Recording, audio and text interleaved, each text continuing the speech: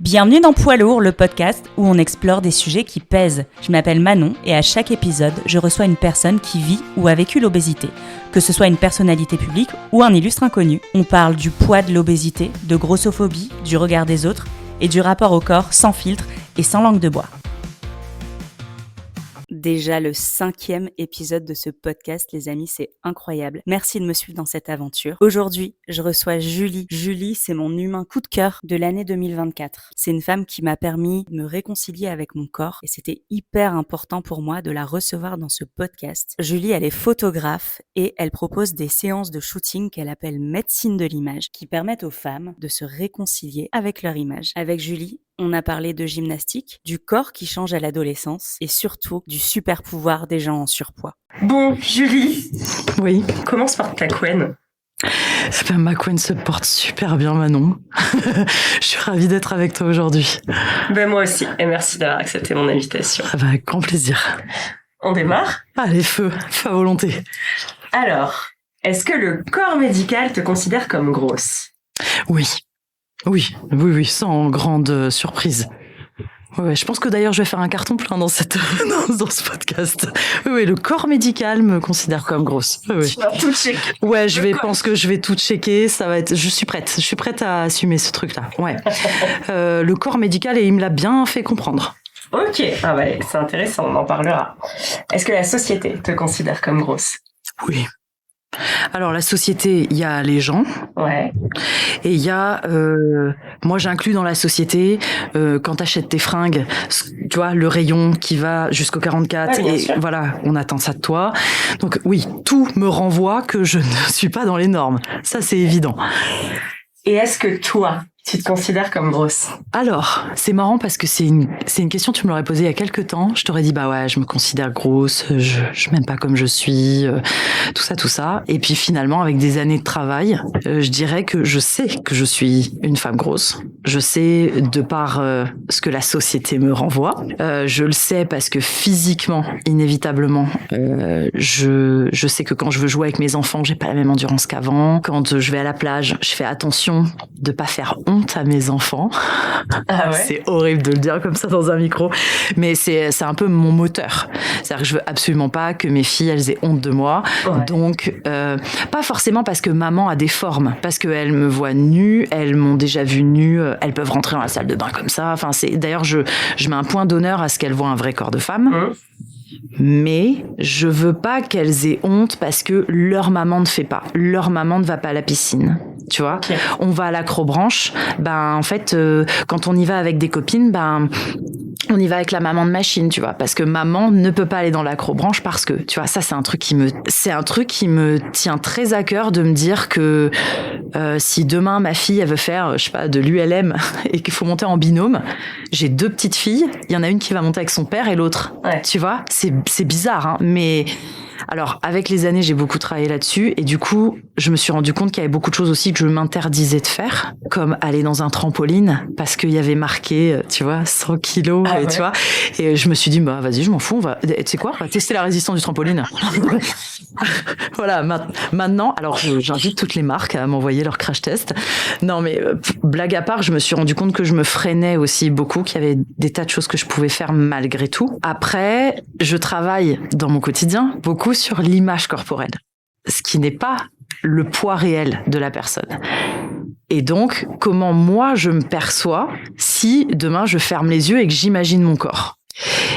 C'est bizarre parce que dans mon quotidien, je me sens pas grosse et c'est la vie qui me le rappelle. Qui me rappelle que là, j'ai pas d'endurance, qui me rappelle que, les fringues minces. Des fois, je vois une tenue, je me dis, mais ça m'irait trop bien, ça. Attends, je vais y aller. Il y a pas ma taille. Ou, ça rend pas pareil, hein.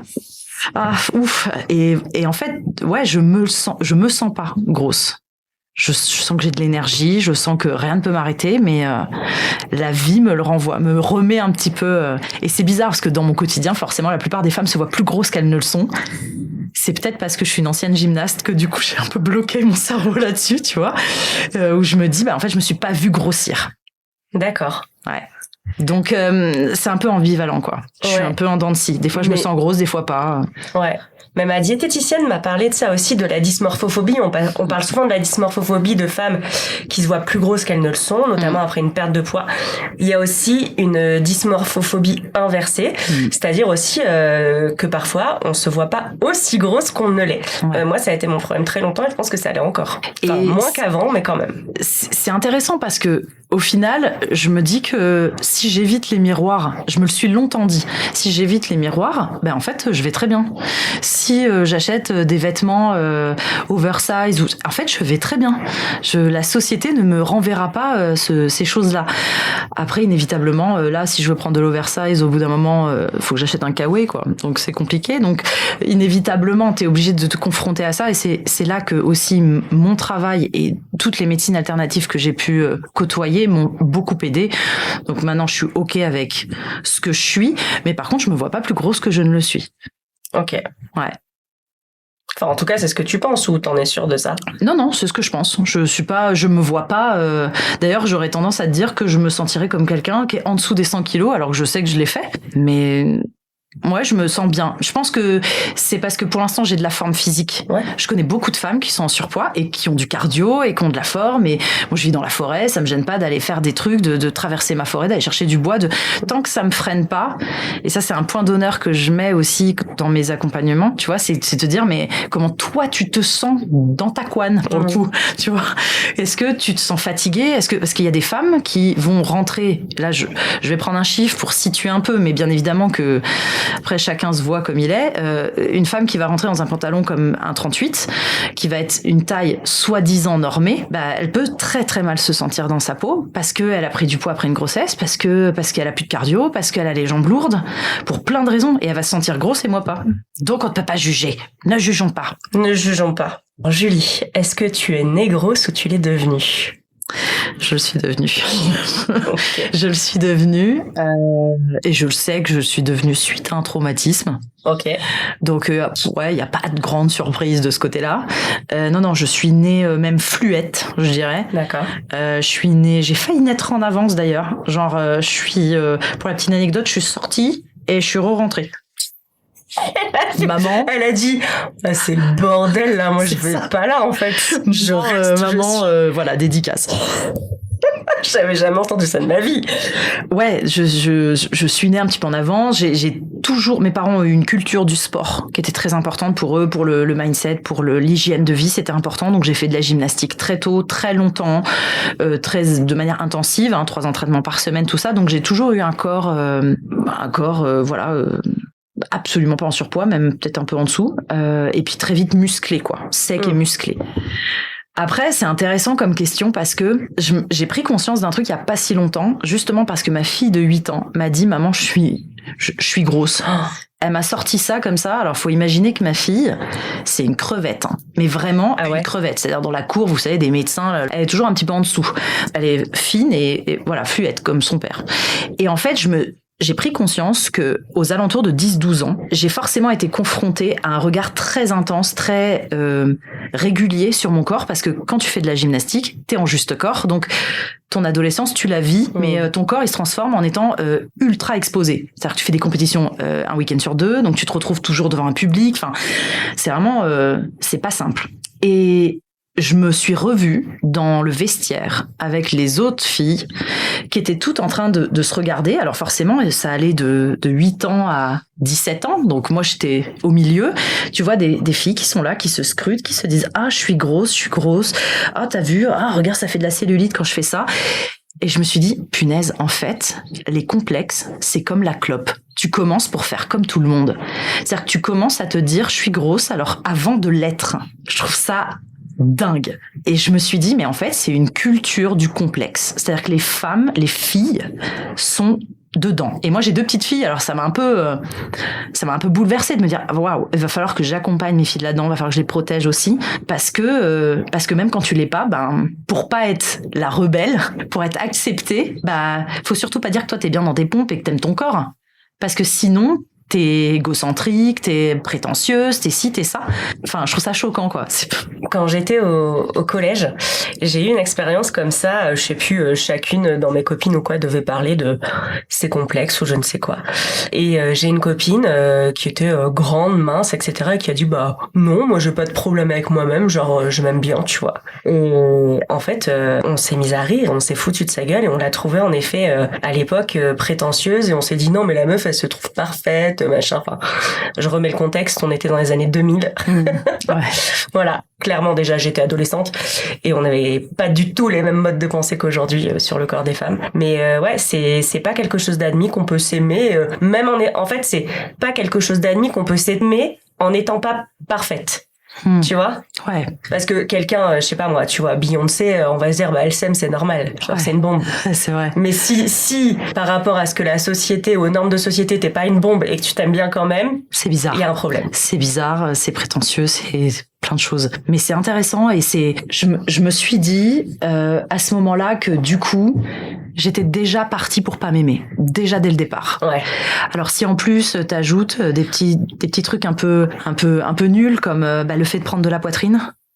Quand tu fais de la gymnastique, que t'es en juste corps, si tu veux mettre un soutien-gorge, ça se voit parce que, alors pour celles qui connaissent pas, il y a une goutte dans le dos, il y a un trou comme dans les maillots de bain, et donc forcément ça se voit. Donc oui, mais faut pas en mettre parce que c'est moche. Donc oui, mais si j'en mets pas, mes seins ça me fait mal ou tu vois ça bouge. Donc comment je fais? Donc là tu te retrouves à mettre cette espèce de bande là, élastoplaste pour ceux qui connaissent, on se trappe des fois les pieds, les genoux avec ça et tu mets ça comme ça un peu comme Lilou Dallas Multipass là pour te plaquer la poitrine pour pas que ça se voit, que ça se scratche. Donc t'en viens déjà dès le début à modeler ton corps. Donc et alors voilà, c'est un podcast donc les gens s'en doutent pas, mais j'ai une très forte poitrine aussi au-delà de mon poids. Donc très tôt il a fallu pallier à ça et ça en fait tout de suite tu démarres dans la vie et tu te rends compte que ça va pas. Puis après, avec les années, forcément, t'avances. Moi, c'est aux alentours de la 3e. Voilà, c'est quand j'ai découvert l'intimité que le traumatisme est arrivé de pair. Et là, j'ai pris du poids en me disant, comme ça, je serai dégueulasse et ça va me protéger du regard des hommes. Et là, très mauvaise pioche. Mais tu te souviens t'être dit ça à l'époque ou c'est aujourd'hui que tu l'analyses comme ça? Non, ça s'est fait en 2 temps. C'est-à-dire que d'abord, j'ai eu l'alimentation émotionnelle. Oui. Parce que forcément, tu manges, ça te calme. Voilà. Et puis, on m'a dit, attention, tu prends du poids. Et c'est là que je me suis dit, tant pis. Je prends du poids, comme ça au moins je serai dégueulasse et ça va me protéger. Sauf que là, ça n'a pas du tout marché, bien évidemment, parce que double peine, tu te retrouves à prendre du poids, donc toi tu abîmes ton corps, et en plus tu te rends compte qu'il y a des hommes, soit qui s'en foutent, soit comme ça. Donc là, tu te rends compte que t'as fait ça pour rien. Voilà, ma prise de poids s'est faite bien plus tard avec l'adolescence, comme malheureusement beaucoup de femmes.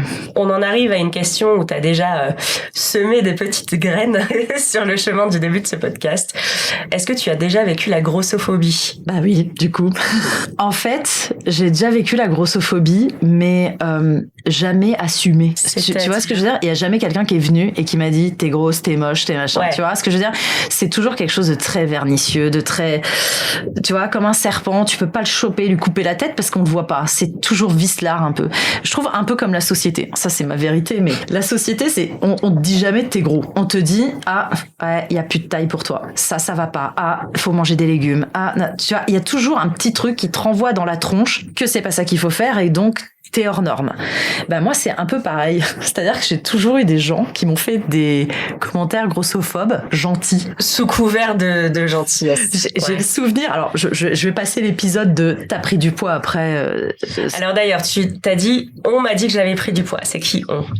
Alors on, c'est souvent des proches. C'est okay. alors des adultes? Ouais, non, des jeunes de mon âge aussi. Ah ouais? Ouais. J'ai le souvenir d'une pote de fac. On avait 19 ans. J'avais déjà l'habitude, forcément, depuis la 3e, de m'habiller.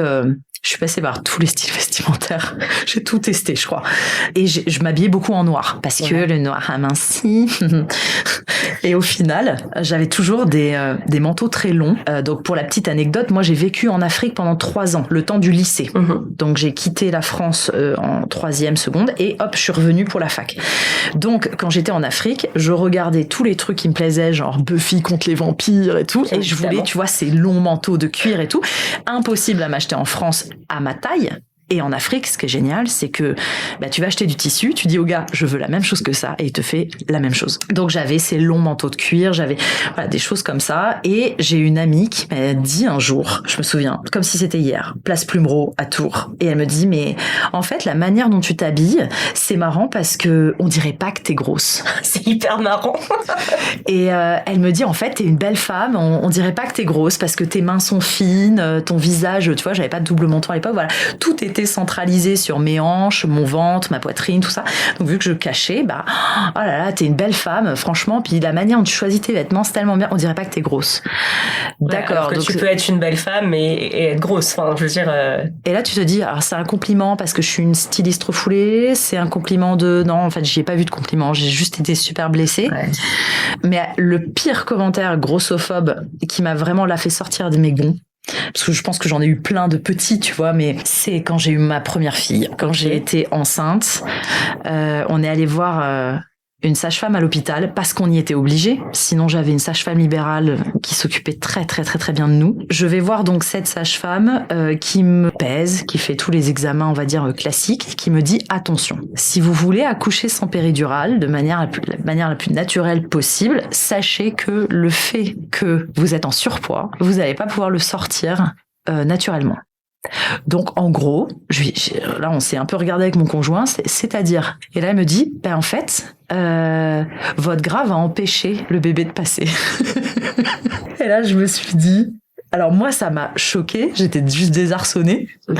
Mon mari en sortant, si moi je l'avais pas raconté, lui il avait pas tellement percuté, tu vois. Moi ça m'a choquée. Je me suis dit, en fait si à ce moment-là t'es pas solide, elle qui est le corps médical te défonce ton accouchement, te défonce ton estime de toi, de l'image que t'as de toi. Enfin, vraiment, c'est juste pas possible. Ça m'a choquée. Et d'ailleurs, le premier truc que j'ai fait, c'est j'ai accouché sans péridurale, de la première comme de la deuxième, et j'avais pas perdu de poids entre temps. Et là, je me suis dit, tu vois, je t'ai eu, j'ai pu accoucher, et ça s'est très très bien passé. Franchement, c'est ultra choquant de se dire qu'elle est là pour nous rassurer, pour nous accompagner justement, nous informer, qu'est-ce qui va se passer dans votre corps, les hormones, le machin, physiquement, le corps médical, qu'est-ce qu'il va faire. Et là, le premier truc qu'elle me dit, c'est perdez du poids parce que là, au niveau de votre bassin... Mais t'étais déjà enceinte. Mais oui, je suis déjà enceinte. C'est même à la fin. C'est même à la fin. Si tu veux, moi j'avais ma sage-femme libérale qui me voyait régulièrement, puis là elle me dit avant d'aller à la mater, t'es quand même obligé un jour de faire toc toc, bonjour c'est moi, enchanté, prenez mon nom. Voilà, t'es obligé d'aller voir au moins une personne à l'hôpital, enfin à l'époque c'était il y a 9 ans. Et là tu te dis d'accord, t'es enceinte. Attention, vraiment, ne prenez pas trop de poids parce que là, du coup, bébé va pas passer quoi. Ça va être compliqué. Là, le premier truc de mon mari qui lui ne prend rien au sérieux, il se dit tant mieux. Si c'est beurré, ça va sortir comme un P sur une toile cirée. Nickel. Ouais. L'huile, ça glisse, madame. Non, non, en fait. Et je pense que quand t'arrives à 7-8 mois de grossesse, c'est le pire truc à dire. Non, mais l'angoisse. En plus, ta première grossesse, du coup. C'était ma première grossesse, mais j'avoue que déjà, j'étais un peu un bûcheron, j'étais un peu déjà solide. C'est pour ça, ça ne tenait qu'à moi, on a couché à la maison, déjà. Avec cette super sage-femme qu'on avait, qui venait, qui se déplaçait, on avait quand même cette espèce de filet de sécurité. On l'a pas fait. D'ailleurs, ça a été un très mauvais choix puisque l'hôpital, ça a été le pire accouchement, où on m'avait dit que j'arriverais pas sans péridurale. Enfin, jusqu'au bout.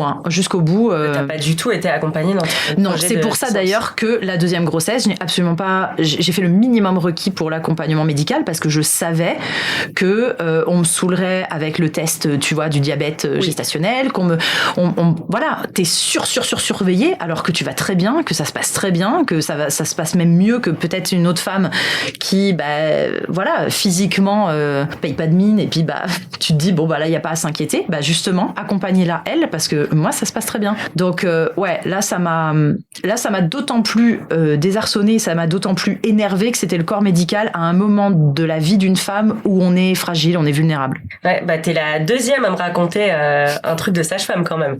Sur 5 épisodes, c'est quand même beaucoup. Ouais, mais je pense que malheureusement elles sont frustrées, elles doivent aller vite et elles en oublient des fois peut-être ce qu'il faut dire. Quels sont les impacts positifs ou négatifs du poids dans ta vie perso et pro ? Alors, vaste question. J'aurais dû préparer les questions. Ah non.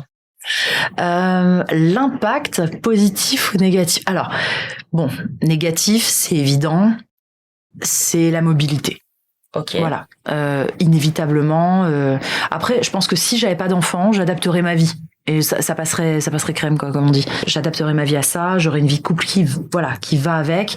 Là, le fait d'avoir les enfants, t'es obligé de suivre le rythme un peu.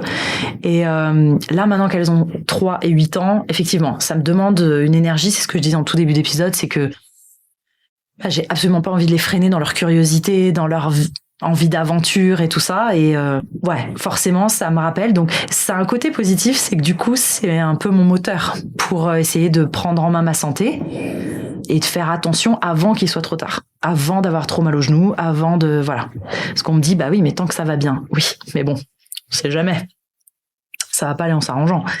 Le côté négatif, c'est ça. C'est l'endurance, c'est le fait de pouvoir me dire, demain, je pars en road trip, comme là, ça m'est arrivé pour mon travail, de partir en reportage à Madagascar. Tu te dis, c'est un peu arpenté, tu vas monter sur les charrettes de zébus et tout. Enfin, tu te dis, est-ce que je vais avoir le cardio, quoi? Et je veux pas que ça me freine dans mes projets. Pour l'instant, ça ne l'a pas fait, mais justement, je veux pas attendre que. Le côté positif, c'est un peu un super pouvoir. Ah, j'adore, vas-y, raconte. C'est bizarre à dire comme ça. Alors déjà, c'est un super pouvoir qui a plein de pouvoirs, comme Superman, tu vois, il y a plein de cordes à son arc. Pour moi, le premier super pouvoir d'être en surpoids, c'est... Déjà, j'ai l'impression de voir les gens tels qu'ils sont. Parce que je pense que si j'étais une jolie petite nénette, en plus quand j'étais jeune, j'étais vraiment la jolie petite nénette. T'es une jolie petite nénette, chérie. Mais tu vois, là je parle vraiment des injonctions sociétales. La jolie petite nénette, qui a pas de problème pour s'habiller. En plus quand j'étais jeune, j'étais vraiment la blonde avec les abdos apparents quand je faisais de la gym, c'était une catastrophe. Forcément, les gens sont toujours dans la séduction un peu. Même les femmes, pour être tes amies, Et du coup, j'ai l'impression que le fait d'être en surpoids, les gens sont obligés de s'intéresser à qui je suis. Tu vois, j'ai l'impression que les gens qui m'aiment même pour ce que je suis, forcément. C'est aussi un super pouvoir parce que inévitablement, quand tu veux quelque chose, quand tu veux faire quelque chose, tu te déchires pour le faire. Parce qu'il y a personne qui va justement, parce que t'es une jolie petite nénette, on dirait une insulte quand je dis ça, forcément on t'amène tout sur un plateau. Là non, on t'amène pas tout sur un plateau et du coup j'ai une espèce de fierté de me dire tout ce que j'ai fait, je l'ai fait, parce que je me suis battue pour l'avoir. Ouais, c'est un super pouvoir de voir la vie sous un prisme que je pense beaucoup de gens ne voient pas. Mon mari le premier d'ailleurs. C'est un super pouvoir et c'est un super pouvoir aussi parce que vu que rien ne tombe tout cuit, ça nous oblige à nous dépasser. Et si on reprend l'exemple de la grossesse, de l'accouchement, parce qu'elle m'a dit que j'y arrivais pas, j'ai réussi. Et je pense qu'au moment de l'accouchement, c'est très bizarre, mais j'ai pensé à cette femme. Et à la toile cirée. Voilà. En fait, c'est ça. C'est qu'en fait, plus on te dit que t'en es pas capable, plus on te dit que tu n'y arriveras pas parce que, parce qu'il faut du physique, parce que tu sais, on te le dit jamais vraiment. Parce que t'as pas le physique qui va pour, parce que tu présentes pas, tu vois, de la bonne façon. Je me dis, ok mon pote. Et là, forcément, c'est un moteur, c'est un truc, un espèce de feu intérieur qui fait que, je pense pas que j'aurais fait autant de choses, tu vois, si j'avais été moins grosse. Ok. Je vais m'acheter une cape. Une cape avec marqué « Trop contente d'être grosse ». Super grosse. Est-ce que tu as l'impression justement que le surpoids a changé ta relation aux autres et au monde? T'as déjà répondu un petit peu du coup. Ouais, du coup oui. Alors ça l'a pas facilité, forcément. Ah, ok. Tu vois, ça l'a pas facilité. C'est là ce que j'évoquais avant, c'est moi avec moi-même. C'est comment moi je le perçois et je me dis certain pour... tu vois, pour te sortir les doigts du, comme on dit. Mais ma relation aux autres, des fois, tu te dis, j'aimerais que ça soit plus fluide. J'aimerais que, justement, vu que les gens me voient telle que je suis, faut déjà qu'ils aient envie de faire l'effort d'apprendre à me connaître. Donc, ça demande un effort d'aller dans la relation aux autres, d'aller tout de suite un peu plus deep. Parce que les gens qui me rencontrent et que, hop, tout de suite en surface. Tu penses? Ouais. Mais tu penses que parce que t'es en surpoids, t'es pas avenante? Ah, peut-être je suis pas très avenante même si j'étais mince. Faut être lucide. Non, sans parler d'être avenante, je pense que il y a des gens qui vont pas creuser parce qu'ils ont déjà une image préconçue d'eux. D'accord. Ça m'est déjà un peu arrivé à la sortie de l'école. Tu sais, Ouais. t'as pas trop le temps, tu rencontres les mamans viteuf, tu vois. Puis t'as toujours des styles de maman, tu vois. T'as la maman qui vient en jog parce qu'elle est en speed tout le temps, dépassée. T'as les mamans qui sortent du boulot, qui sont encore toutes pomponnées, celles qui vont aller au sport après, tout ça. Il y a un peu des classiques, je trouve, c'est un peu un cliché, une sortie d'école, tu vois, en vrai. Et moi, je parle toujours avec les papas. Souvent, les personnes, quand elles viennent me parler, une fois c'est arrivé, un peu malencontreusement, parce que nos filles se connaissaient, donc elles se retrouvent et tout, super, hein, machin. Et donc je vais voir ma fille, je dis bonjour, c'est moi ta maman, hein. Tu vas repartir avec moi. Donc bonjour madame, on commence à parler, puis là, elle s'intéresse, elle pose une ou deux questions, puis j'aurais pas pensé ça. J'aurais pas cru j'aurais pas deviné que vous auriez fait ce métier-là. Et là, j'avais trop envie de lui dire, ah ouais? Et je faisais quoi? Boucher charcutier? C'est quoi ce cliché pourri? Tu vois? On vit dans la forêt, et puis machin. Et les gens imaginent pas, en fait. Ils mettent un cliché sur un physique, je pense. Ouais. Et forcément, elle a pas été médisante, elle a rien dit, hein. Mais je pense que les gens s'y prennent pas le temps de te parler, d'apprendre à te connaître, de voir ta personnalité.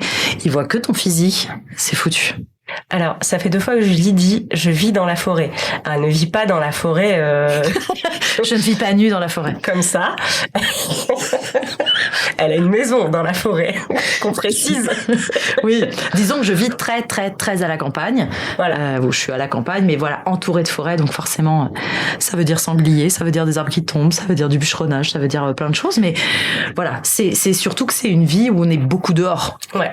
Mais j'ai une maison, un feu de cheminée, des chambres avec des barbecues. Ok, tout va bien, l'eau courante et tout. Ok, tout va bien. Est-ce que ta vie aurait été différente si tu n'avais jamais été en surpoids? C'est sûr. Ok. C'est sûr que, par rapport à ce que je disais tout à l'heure vis-à-vis de moi-même, j'aurais peut-être pas fourni le même effort. Déjà, avant même de faire ce que je fais aujourd'hui, j'ai eu plein d'autres rêves. Je suis le genre de personne qui a un rêve, hop, elle peut pas, elle y arrive pas, voilà, il y a une situation c'est pas grave, j'ai plein de rêves dans les poches, hop, je vis d'un autre métier passion et j'enchaîne.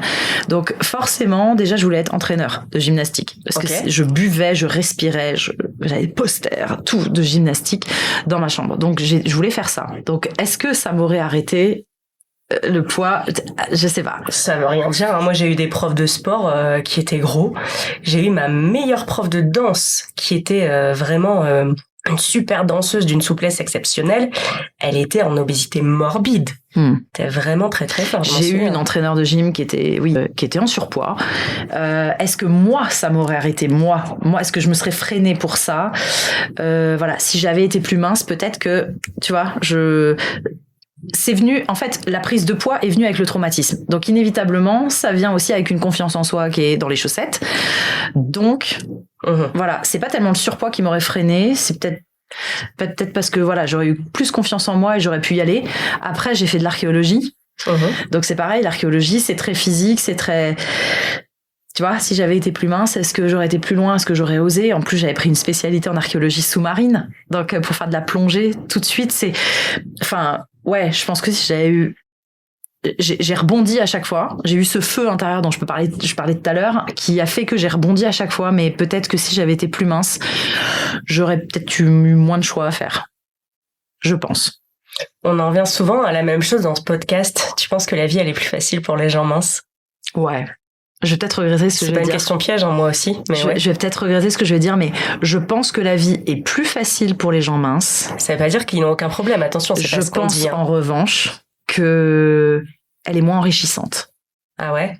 Parce que inévitablement, faut te battre plus fort. Ouais, mais c'est pas une question de poids, c'est une question d'épreuve de ce que tu as comme obstacle dans ta vie. Mais ça peut être le poids comme ça peut être autre chose. Qui te rend, tu parles de ça, de résilience, de combativité.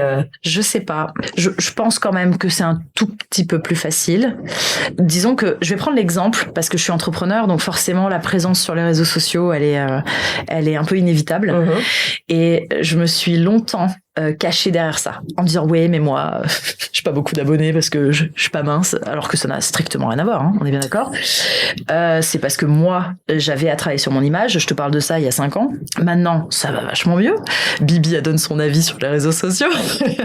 Mais je pense quand même que quand tu es sur les réseaux sociaux en étant en surpoids, il faut être plus solide. Ah ouais, faut être plus préparé. Bah, c'est clair. Voilà. Donc, inévitablement, c'est en ça que c'est plus facile. Ça veut pas dire que celle qui est plus mince a la moins de mérite.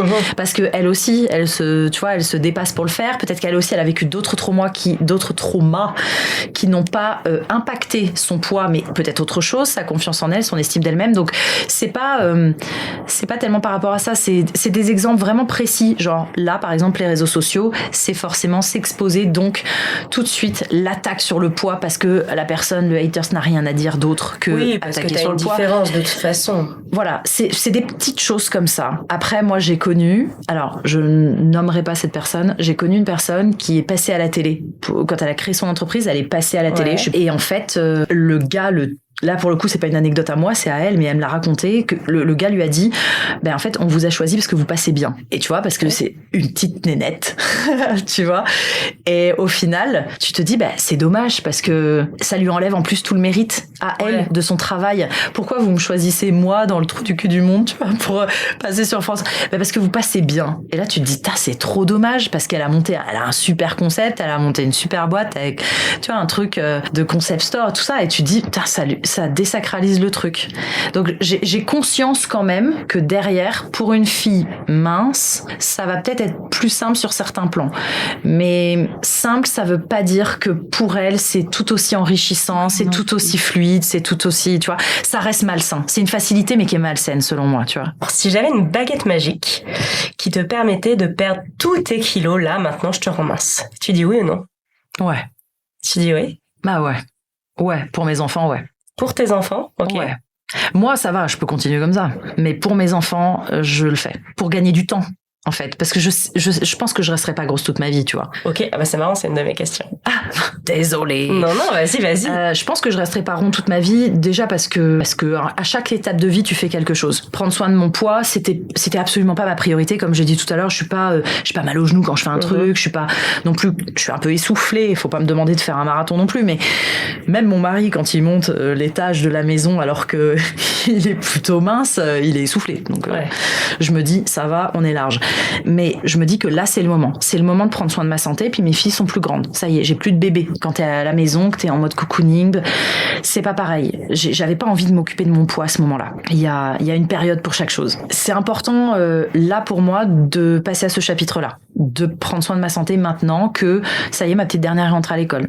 Ok. J'ai pas Donc envie. Là, c'est quelque chose que t'as entamé ou que tu vas entamer? J'ai déjà semé tout un tas de graines. De par déjà mon activité, mais aussi parce que ça fait longtemps. Mais justement, là, la baguette magique, ça me ferait gagner un temps fou. Parce que j'ai pas envie. On m'a même proposé, pourquoi toi, tu te fais pas opérer? J'ai des copines qui se sont fait opérer. Ça a l'air super, mais je sais que derrière, il y a des choses émotionnelles. Tu vois, je travaille depuis des années dessus. Donc, je sais que je préfère que ça prenne du temps et que ça soit bien ancré, que ça soit bien solide. Et pas, je connais aussi des gens qui se sont fait opérer puis qui ont repris derrière. Bien sûr. Donc, j'ai envie d'être solide de ce côté-là. Donc, forcément, ça demande de la lenteur, ça demande de la patience et de prendre soin de soi et de pas non plus se flageller parce que, justement, c'est pas aussi rapide qu'on le voudrait. Donc, c'est lent.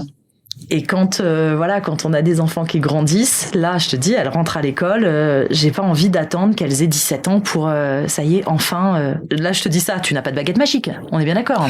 Non, j'en ai une chez moi, mais elle fait que allumer des genres de bougies flottantes au plafond. Super, merci Harry Potter. Voilà. Donc voilà, j'ai conscience de tout ça, et c'est vrai que si je pouvais gagner un tout petit peu de temps, je le ferais. Et par contre, si j'avais une machine à remonter le temps qui te permettait de n'avoir jamais été grosse, est-ce que tu montes dedans?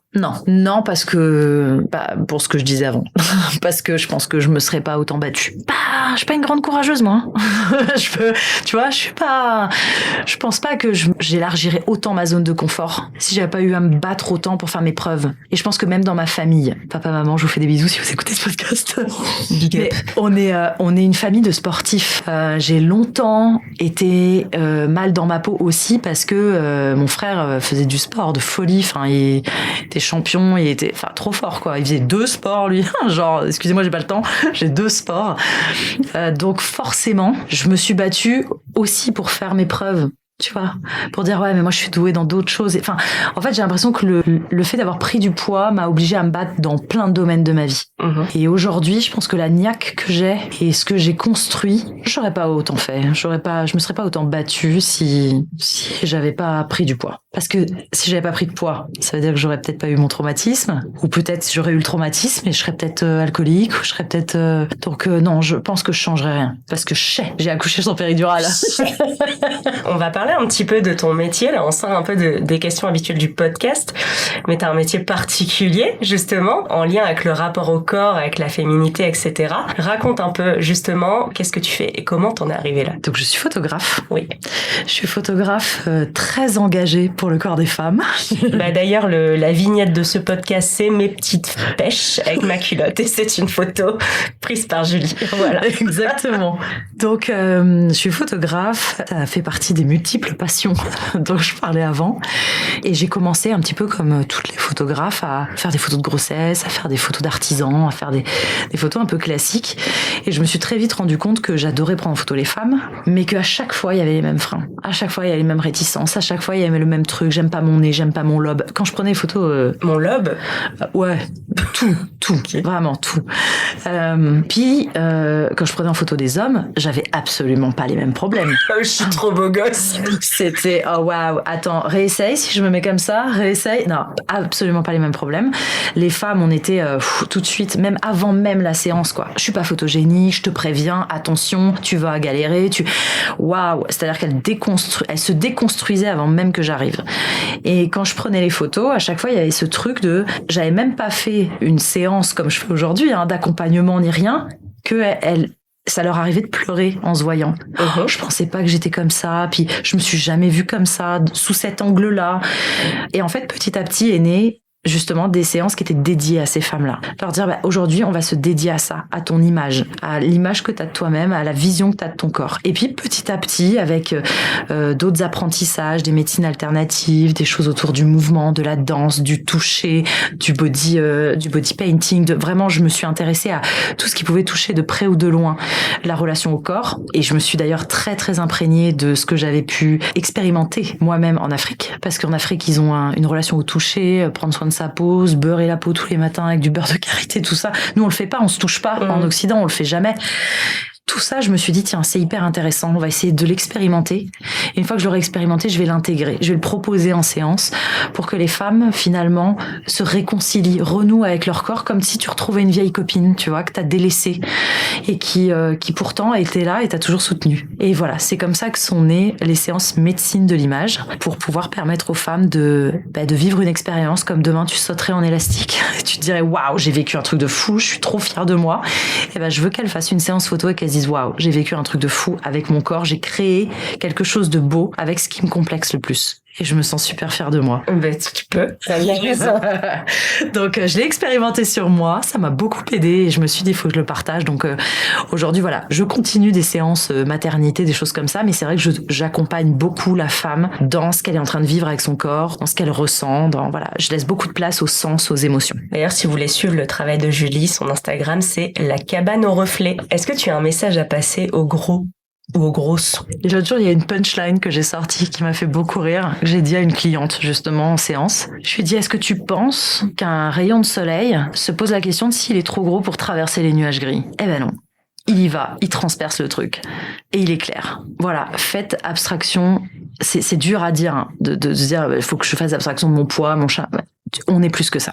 On est bien plus que ça. Le poids, c'est quelque chose de personnel. Pour vivre la vie à 2000%, on le met un petit peu de côté. On dit, tu sais quoi, ce soir, quand j'irai me coucher, on en parlera. On se massera, peu importe, on en parlera. Mais là, aujourd'hui, je veux vivre ma vie. Magnifique. Et est-ce que t'as un message à passer aux grossophobes? Je trouve que le poids les pèse beaucoup pour des gens qui prônent la légèreté. Alors évidemment, vu que je m'intéresse beaucoup à la relation au corps, tout ça, j'aurais tendance à leur dire et toi, tu veux qu'on en parle?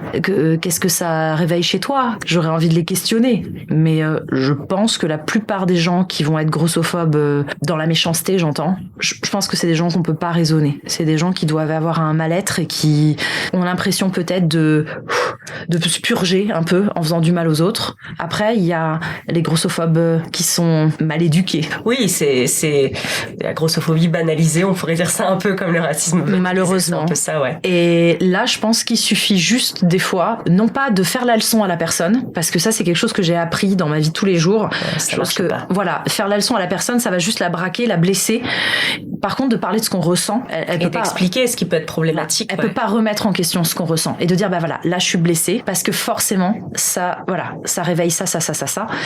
Donc, attention, si la prochaine fois, juste, tu peux, voilà, faire attention ou ne pas en parler, en fait, tout simplement. Ça, c'est intéressant. D'ailleurs, j'avais entendu comme ça une interview d'un médecin qui expliquait qu'un jour, il a reçu une femme vraiment en surpoids, obésité morbide, dans son cabinet. Et en fait, elle était toute embêtée parce qu'elle ne pouvait pas s'asseoir dans ses fauteuils devant sa table parce qu'il y avait des accoudoirs. Et que du coup, il a fait toute la consultation sur la table de soins parce qu'elle ne pouvait pas s'asseoir. Et là, il s'est dit, en fait, j'ai un comportement grossophobe c'est ma faute, ouais. Sans le vouloir.